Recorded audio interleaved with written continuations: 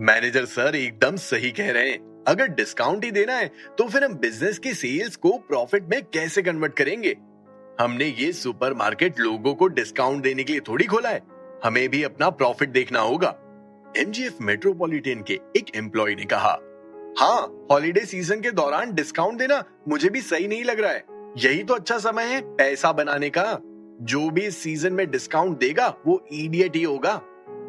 Indirectly Sunny पर निशाना साधते हुए एमजीएफ मेट्रोपॉलिटन के सेल्स मैनेजर ने कहा, हाँ, मैं भी डिस्काउंट देने वाली बात से सहमत नहीं हूँ। अगर डिस्काउंट देना ही है तो हम सामान की प्राइस को 2 से 3 गुना ज्यादा बढ़ा सकते हैं और उसके ऊपर डिस्काउंट दे सकते हैं। कस्टमर भी खुश और हम भी खुश। मेरे हिसाब से यही आइडिया सबसे अच्छा है।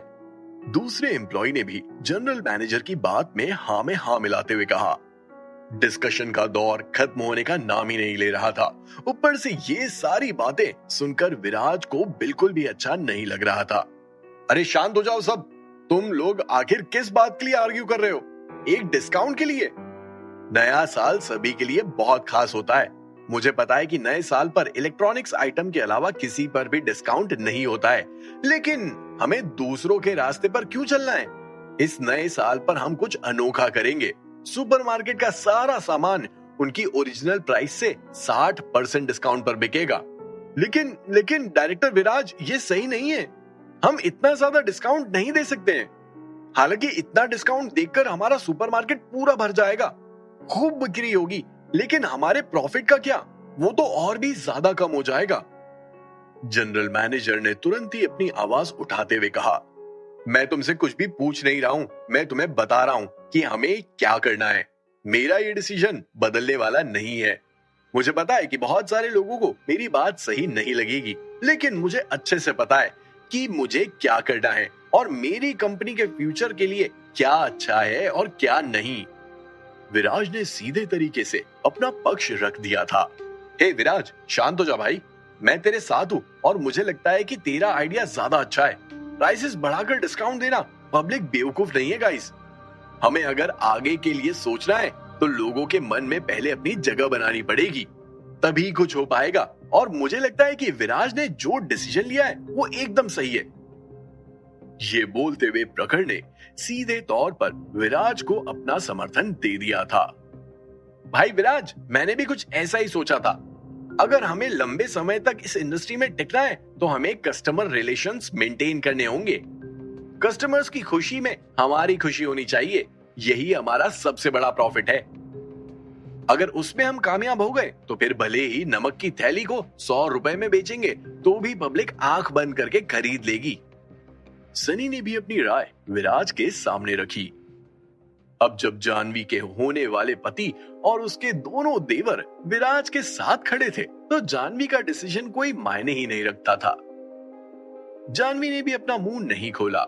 विराज की आंखों में देखते हुए जानवी भी विराज के सपोर्ट में ही नजर आ रही थी। जानवी, प्रखर और सनी के अलावा भी कुछ ऐसे लोग थे जो विराज के आइडिया से पूरी तरह से सेटिस्फाइड थे और विराज को सपोर्ट कर रहे थे।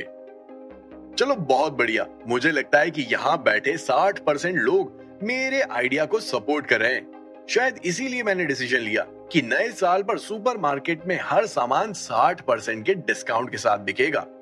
चीयर्स! विराज ने मुस्कुराते हुए कहा। अब चूंकि ये विराज का फैसला था, इसीलिए कोई भी उस फैसले को नकार नहीं सकता था। जो विराज के सपोर्ट में नहीं थे, उन्हें भी अंत में अपनी गर्दन हिलाते हुए विराज को सपोर्ट करना पड़ रहा था। लेकिन उन सभी के मन में एक बात चल रही थी और वो बात ये थी कि उन्हें समझ नहीं आ रहा था कि उनका ओनर ऐसे डिसीजंस क्यों ले रहा था, जबकि company in terms of profit नए साल पर बहुत अच्छा परफॉर्म कर सकती थी। लेकिन विराज ने कस्टमर रिलेशन और कस्टमर सेटिस्फैक्शन पर ज्यादा जोर डाला था। साथ ही साथ कुछ एम्प्लॉइज को ऐसा भी लग रहा था कि वो गलत जगह आ गए हैं। अगर वो गलत जगह पर और गलत बॉस के साथ काम करेंगे तो वो अपनी लाइफ में कभी आगे नहीं बढ़ पाएंगे। उनके मन में रेजिग्नेशन देने के ख्याल आ रहे थे। हालांकि भले ही उनके मन में कैसी भी ख्याल क्यों नहीं आ रहे हो, लेकिन एक चीज तो तय थी कि विराज का ये फैसला अटल था, वो नहीं बदल सकता था। ऐसे में अब या तो वो लोग कंपनी छोड़ दें या फिर हेल्पलेस फील करते हुए शांति से अपना काम करें। इसके अलावा उन लोगों के पास और कोई ऑप्शन नहीं था। एमजीएफ मेट्रोपॉलिटन पर जैसे ही बात खत्म हुई तो विराज ने मुंबई स्पोर्ट्स एकेडमी के बारे में डिस्कस करना शुरू कर दिया था। टॉपिक सेम था, इंक्रीज इन बिजनेस सेल्स। यहां पर भी विराज ने डिस्काउंट रखने की बात कही। इस बार एक अड़ियल एम्प्लॉय हद से ज्यादा ही स्मार्ट निकला, क्योंकि वो बहुत अच्छे से जानता था कि विराज के डिसीजन को अपोज करने से कोई फायदा नहीं होगा। इसीलिए उसने बिना कुछ सोचे समझे ही विराज के फैसले को सपोर्ट कर दिया था। अंत में विराज ने सभी को बताया कि नए साल पर एमजीएफ मेट्रोपॉलिटन में 60% और स्पोर्ट्स एकेडमी में न्यू एडमिशन पर 40% का डिस्काउंट दिया जाएगा और सभी को उनकी उनकी ड्यूटी सौंप दी थी। जैसे ही मीटिंग खत्म हुई वैसे ही विराज जानवी और अपने भाइयों के साथ लंच करने के लिए बाहर निकल गया था। रेस्टोरेंट में बैठकर जब सभी लोग खाना खा रहे थे तब अचानक से जानवी ने मुस्कुराते हुए विराज से कहा, विराज, मैंने सोचा नहीं था कि फैमिली मिशन को पूरा करने का इतना प्रेशर होने के बाद भी तुम नए साल पर कस्टमर सेटिस्फैक्शन और उनका फायदा देखोगे। जानवी की बात सुनकर विराज ने मुस्कुराते हुए कहा, 13 साल पहले जब शालिनी 1.5 या 2 साल की थी तब मैं उसे लेकर घर से निकल गया था। मुझे पता है कि मैंने कैसे दिन देखे और तुम भी मेरी हालत को अच्छे से देख चुकी हो। मैं बहुत अच्छे से जानता हूं कि पब्लिक के लिए डिस्काउंट कितना मैटर करता है और गरीब के लिए तो वो डिस्काउंट किसी सोने से कम नहीं होता है। विराज की बात सुनकर सभी लोग शांत हो गए थे, लेकिन विराज शांत नहीं हुआ था। उसने आगे बोलना जारी रखा। उस समय मेरे पास कुछ भी नहीं था, 2 जोड़ी कपड़े भी नहीं थे, खाने को पैसे नहीं थे, लेकिन मुझे अच्छे से याद है कि मैं शालिनी का बर्थडे सेलिब्रेट करना चाहता था। उसे उसके बर्थडे पर एक डॉल देना चाहता था। जब मैं एक मॉल में गया तो मुझे पता चला कि एक छोटी से छोटी डॉल भी 500 रुपए की है। मेरे पास 20 रुपए थे। बस उसी दिन मैंने कचरा उठाना शुरू किया और उन पैसों से शालिनी को वो डॉल लाकर दी। ये बोलने के बाद विराज के चेहरे पर शांति छा गई थी। उसके बाद विराज के मुंह से शब्द का एक दाना भी बाहर नहीं आया। विराज का पूरा ध्यान खाने पर चला गया था। विराज की बात सुनकर सभी शांत हो गए थे। जानवी की आंखों में भी आंसू आ गए थे। भले ही उस वक्त जानवी को यह नहीं पता था कि विराज नए साल पर जनता को इतना ज्यादा डिस्काउंट क्यों दे रहा है, पर अब विराज की बातें सुनकर जानवी को समझ आ गया था, किसी की भी जिंदगी आसान नहीं होती है। अगर हम किसी की जिंदगी को आसान बनाने के लिए कुछ करें तो हमारा असली प्रॉफिट वही होता है। अचानक से दरवाजे पर घंटी बजी और विराज अपने पास्ट को छोड़कर प्रेजेंट में लौट आया था। विराज अपने सोफे से उठा और उसने दरवाजा खोला। सामने डिलीवरी बॉय खड़ा था। विराज ने उससे खाना लिया और वापस से अपने सोफे पर आकर बैठ गया था। इस वक्त विराज को एहसास हुआ कि वो कितना अकेला पड़ गया है। इस नए साल पर उसके साथ कोई भी नहीं था। विराज के पास अब जिंदल परिवार में शामिल होने का कोई रास्ता नहीं था।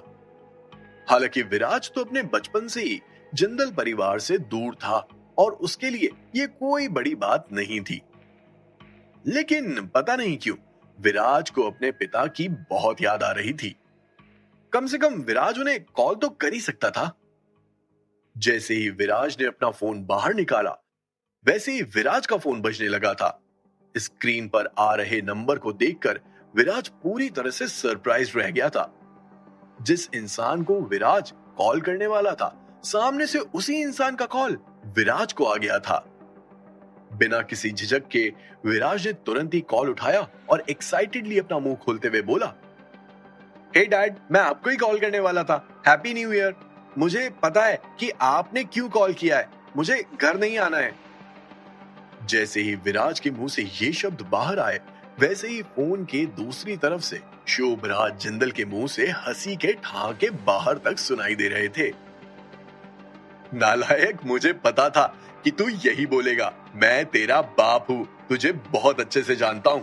खैर ठीक है, तुझे नहीं आना है मत आ, लेकिन मुझे तो अपने पास आने दे। ठीक है, वेट, क्या कहा आपने? आपने कहा कि आप मेरे पास आ रहे हैं। शुरू में विराज ने कैजुअली हंसते हुए जवाब दिया, लेकिन जब विराज को एहसास हुआ कि उसके पिता क्या बोल रहे हैं, तो विराज पूरी तरह से सरप्राइज्ड हो गया था। हाँ, तूने बिल्कुल ठीक सुना बच्चे, मैं आ रहा हूं तेरे पास। क्यों नहीं आ सकता? तेरा घर लग्जूरियस नहीं है, मेरे आने से तेरे घर की शोभा खत्म हो जाएगी क्या? शोभराज जिंदल ने अपने बेटे से मजाक करते हुए कहा। क्या डैड, आप भी ना, ऐसा बिल्कुल भी नहीं है। जब घर की बात आई तो विराज को समझ ही नहीं आया कि वो क्या बोले। वैसे विराज गुलमोहर गार्डन के विला नंबर 4 में रहता था, जो करोड़ों रुपए का था। लेकिन शोभराज जिंदल के सामने अपने घर को लग्जूरियस कहना विराज के लिए आसान नहीं था। ठीक है बेटा, तो चलो फिर कल मिलते हैं। अपना एड्रेस भेजोगे या फिर पहले की तरह तुझे ढूंढना पड़ेगा? जैसे ही विराज ने अपने पिता के मुंह से ये शब्द निकले, वैसे ही विराज ने मुस्कुराते हुए कहा, हर समय आप कोई ना कोई टॉन्ट तो मारोगे ही मारोगे, मैं आपको लेने आ जाऊंगा। शोभराज जिंदल ने विराज की बात सुनकर एक्नॉलेज किया और उसके बाद उन्होंने कॉल कट कर दिया। विराज के पिता यानी जिंदल परिवार का पूरा साम्राज्य संभालने वाले इंसान विराज से मिलने मुंबई आ रहे थे। विराज मनी मन बहुत खुश था और अपनी इस खुशी को जानवी के साथ बांटना चाहता था। तुरंत ही विराज ने जानवी को कॉल मिला दिया था। विराज, क्या हो गया? तुमने मुझे कैसे कॉल किया? आज का पूरा दिन जानवी के लिए काफी थकाने वाला था। हालांकि बिजनेस की दुनिया से तो जानवी ने अपने पैर पीछे खींच लिए थे, लेकिन उसके बाद भी जानवी की जिंदगी में भाग दौड़ की कोई कमी नहीं थी। घर आकर जैसे ही जानवी बिस्तर पर लेटी ही थी कि उसे विराज का कॉल आ गया था। जानवी, क्या तुम अभी गुलमोहर गार्डन आ सकती हो? कल मेरे डैड मुझसे मिलने आ रहे हैं। मुझे मेरे लिए नए कपड़े लेने हैं। तुम्हें पता है कि वो कितने लग्जूरियस हैं। अगर वो मुझे नॉर्मल कपड़ों में देखेंगे तो फिर 4 बात सुनाएंगे, और इस बार मैं उन्हें डिसअपॉइंट नहीं करना चाहता हूं। विराज ने जानवी से कहा। कपड़े लेने हैं ना, तो वो तो हम कल भी ले सकते हैं। सो और सोने दो विराज। एक मिनट, तुमने क्या कहा? कल तुम्हारे डैड आ रहे हैं? ठीक है, रुको, मैं अभी आती हूं। ऐसा लग रहा था जैसे जानवी अपने आप से ही बात कर रही थी, लेकिन जब उसे एहसास हुआ कि विराज के पिता कल उससे मिलने आ रहे हैं, तो तुरंत ही जानवी बिस्तर से उठ गई थी। चेंज किया, अपना पर्स उठाया और गुलमोहर गार्डन की तरफ निकल पड़ी थी। शोभराज जिंदल का मुंबई आना कोई छोटा मोटा मैटर नहीं था। उनके लिए तो विराज को पूरी तैयारी करनी ही थी। 10 मिनट के अंदर अंदर जानवी गुलमोहर गार्डन पहुंच गई थी। हे जानवी, अच्छी दिख रही हो। कल डैड आ रहे हैं, हमें कपड़े लेने कहां चलना है? तुम्हें पता है कि उन्हें कैसे कपड़े पसंद हैं? क्या तुम मुझे मैट्रिक्स मॉल लेकर जाओगी? ओह, आई एम सॉरी। तुरंत ही विराज ने माफी मांगते हुए कहा। विराज ने जानवी से माफी क्यों मांगी थी? विराज ने ऐसा क्या गलत कह दिया था? जानवी अब बिजनेस की दुनिया में नहीं थी, लेकिन क्यों? बीते सालों में ऐसा क्या हुआ जिस वजह से जानवी की हालत ऐसी हो गई थी? जानवी विराज को कहां ले जाने वाली थी? क्या उस जगह पर भी कोई कांड होने वाला था? शोभराज जिंदल और उनके बेटे विराज जिंदल की मुलाकात कैसी होगी? क्या इस मुलाकात में कुछ नया सुनने को मिलेगा? क्या वो मुलाकात विराज को एक ऐसा सरप्राइज देकर जाएगी जिसके बारे में विराज ने कभी सोचा नहीं होगा? क्या इस कहानी में कोई बड़ा ट्विस्ट आने वाला था? जानने के लिए सुनिए कैश ऑन माई माइंड, सिर्फ और सिर्फ पॉकेट एफएम पर।